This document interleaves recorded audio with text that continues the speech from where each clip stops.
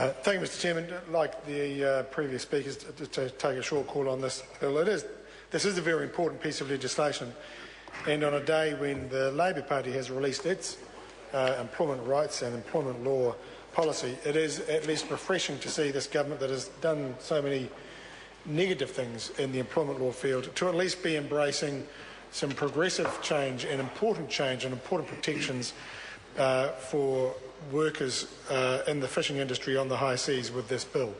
And I give credit not only to the Minister and the Chair but to his predecessor who was around when the bill first came about and who responded positively to the ministerial inquiry report when that reported back in 2012.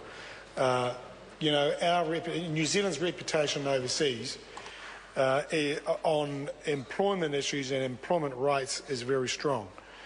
Notwithstanding some of the more retrograde measures in the last 6 years, nevertheless, we are seen as a country that leads the way, leads many others when it comes to good, positive values underpinning our employment rights.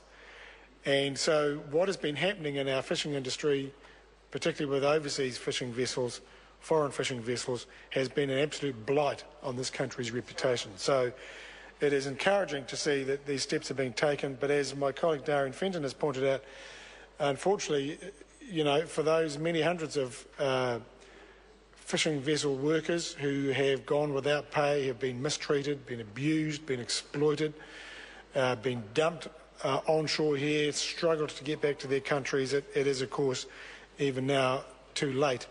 That is why I joined with others, including Richard Prosser from New Zealand First, to urge the Minister and all members opposite who have influence with the Māori Party, if they've misunderstood the importance of this piece of legislation or been misguided about it, urge them to give leave so that the third reading on this bill can take place and we can all leave this 50th Parliament tomorrow with our heads held high that at least on the last day, at least these last dying moments, dying hours of this Parliament, we have done something progressive and responsible and helpful and useful to those who would look to this Parliament for basic protections and to afford them some dignity and respect for the difficult experiences that they've been through.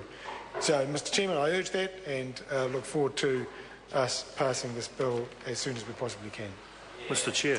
I call Reno Chirakatni. Tēnā koe. Tēnā koe, Mr. Chair.